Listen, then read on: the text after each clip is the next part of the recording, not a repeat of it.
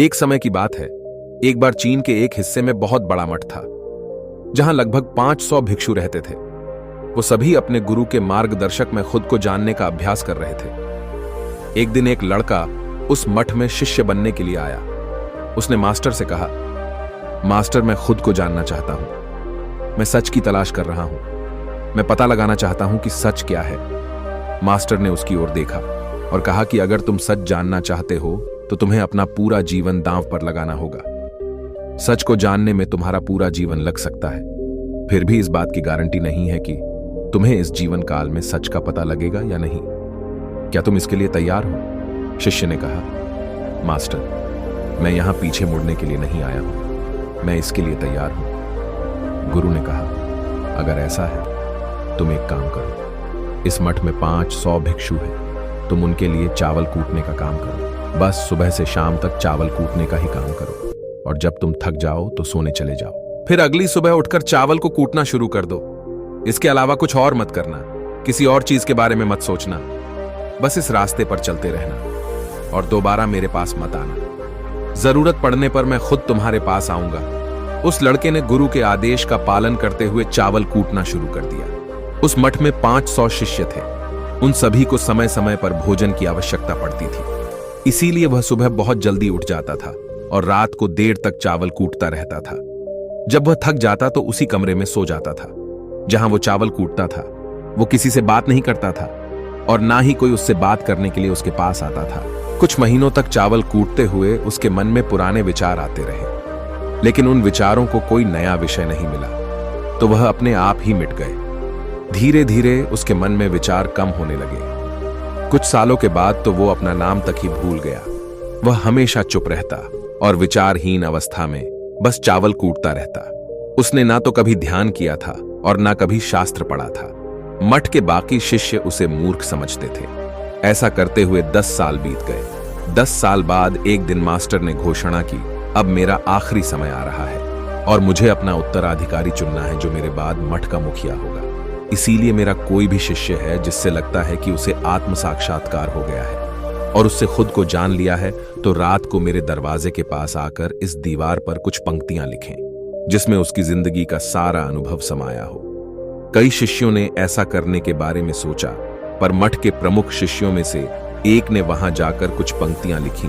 उसे बौद्ध धर्म ग्रंथों का बहुत ज्ञान था। सभी शिष्यों को लगता था कि वो इस मठ का उत्तराधिकारी बन सकता है। उसने लिखा था कि मन एक दर्पण की तरह है जिस पर विचारों और इच्छाओं की धूल जमा हो जाती है। इस धूल को हटाने के लिए ही ध्यान है। जिसकी धूल हट जाती है और मन का दर्पण साफ हो जाता है, वो मोक्ष को प्राप्त कर लेता है। अगली सुबह जब मास्टर उठे और उन्होंने इन पंक्तियों को देखा और उन्होंने कहा कि किस बेवकूफ ने यह सब कचरा मेरी दीवार पर लिखा है। वो शिष्य जिसने यह लिखा था वो चुप रहा। हालांकि उसने जो पंक्तियां लिखी थीं वो ज्ञान से भरी थी, लेकिन यह सब किताबी ज्ञान था। वो शिष्य बहुत चालाक था। उसने पंक्तियां लिखी, पर उसने नीचे अपने हस्ताक्षर नहीं किए, क्योंकि वो स्वयं इसके बारे में निश्चित नहीं था कि यह सही है या नहीं, क्योंकि उसे आत्म साक्षात्कार नहीं हुआ था। गुरु ने पंक्तियों को पूरी तरह से खारिज कर दिया। यह देखकर सभी हैरान रह गए। यह घटना पूरे मठ में चर्चा का विषय बन गई। इस विषय पर बात करते हुए 2 शिष्य उस शिष्य के पास से गुजरे जो 10 साल पहले यहां आया था और दिन रात चावल कूटता रहता था। दोनों की चर्चा सुनकर वह धीरे से हंस पड़ा। दोनों शिष्य ने उसे पूछा कि तुम क्यों हंस रहे हो? दोनों शिष्य की नजर में यह चावल कूटने वाला तुच्छ ही भिक्षु था। किसी ने उसे ना तो कभी ध्यान करते हुए देखा था, ना ही कभी शास्त्र पढ़ते हुए। हर कोई उसे मूर्ख समझता था, जो बस चावल को ही जानता था। उस मठ में बहुत बड़े बड़े विद्वान थे, लेकिन उस चावल कूटने वाले को किसी से कोई मतलब नहीं था। इसीलिए वह दोनों शिष्य उसे मुस्कुराता हुआ देखकर चकित रह गए। उन्होंने फिर उससे पूछा कि तुम क्यों हंस रहे हो? उसने जवाब दिया, मैं इसीलिए हंसा कि मास्टर सही बोल रहे हैं। ये सब पंक्तियां कचरा है। इन पंक्तियों का कोई मूल्य नहीं है। वो दोनों शिष्य चौंक गए। उन्होंने उसे पूछा कि क्या तुम ऐसी पंक्तियां लिख सकते हो जो इससे भी बेहतर हो? चावल पीसने वाले ने जवाब दिया, नहीं, क्योंकि मैं अनपढ़ हूं, लेकिन हां, मैं कुछ पंक्तियां कह सकता हूं। अगर तुमने उन पंक्तियों को तुम लिख सकते हो तो मैं तुम्हारे साथ जाने के लिए तैयार हूं। उन दोनों शिष्यों ने कहा, ठीक है। वे मास्टर के कमरे के पास गए और चावल कूटने वाले ने कुछ पंक्तियां बोली और दूसरे शिष्य ने उस दीवार पर लिख दिया और उन पंक्तियों के नीचे लिख दिया कि चावल कूटने वाला। उन्हें लगा कि मास्टर इस पर भी गुस्सा करेंगे। जो पंक्तियों उसने लिखने के लिए कहा था बहुत अद्भुत थी और वो पंक्तियां थीं, मन तो बस एक भ्रम है, ना तो मन है ना ही मन का कोई दर्पण है, और जब मन ही नहीं है तो धूल कहां ठहरेगी। जो ये जानता है वो सच को जान गया। जब गुरु ने ये पंक्तियां देखीं तो वे आधी रात को उठे और चावल कूटने वाले के पास गए। वह सो रहा था।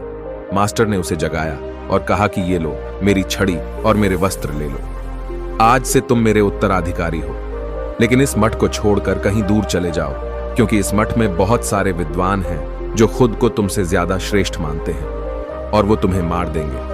वो इस बात को बर्दाश्त नहीं कर सकते कि एक साधारण सा चावल कूटने वाला उनसे ज्यादा विद्वान निकला। तुम्हें वह सारा ज्ञान हो गया है जो मुझे है। तुम्हें यह सारा ज्ञान चावल कूटते कूटते हुआ है, और मुझे पता है कि तुम जहां भी जाओगे लोग तुम्हारे पास आने लगेंगे, क्योंकि जब कोई फूल खिलता है तो उसकी महक हर तरफ फैलने लगती है। उसने अपने गुरु के पैर छुए और रात को ही वहां से चला गया। अगर हम अपनी जिंदगी में देखें तो पाएंगे बहुत से लोग सोचते हैं कि ध्यान केवल एक ही जगह बैठकर आंखें बंद कर ही किया जा सकता है, लेकिन हकीकत में ऐसा नहीं है। ध्यान तो चलते चलते भी किया जा सकता है, अपना कुछ काम करते हुए भी ध्यान किया जा सकता है। असल में ध्यान का मतलब यह है कि आप जो भी काम कर रहे हैं उसे अपनी शिद्दत से करें कि आपको आपके शरीर का ख्याल भी ना रहे। बिल्कुल उस चावल पीसने वाले की तरह जो चावल कूटने में इतना मग्न हो गया कि उसको खुद का कोई ख्याल ही नहीं रहा। उसने चावल कूटते हुए ही उसने आत्म साक्षात्कार प्राप्त कर लिया। हर समय वर्तमान में रहना और कुछ नहीं सोचना मन तब तक ही है जब तक विचार है। जब विचार ही नहीं रहेंगे तो मन भी गायब हो जाएगा। जब मन ही नहीं रहेगा तभी तुम अपने आप को अच्छे से जान पाओगे। असल में हमें अपने वास्तविक रूप को जानने के लिए कोई अन्य साधना करने की आवश्यकता नहीं है। हम जो कुछ भी कर रहे हैं बस उसमें हमें पूरी तरह से खो जाने की जरूरत है। अपने काम में इस कदर से लीन हो जाओ कि आपका काम ही ध्यान बन जाए। दोस्तों, अगर आपको यह कहानी पसंद आई हो तो मुझे कमेंट करके अवश्य बताएं। साथ ही अपने दोस्तों के साथ अवश्य शेयर करें।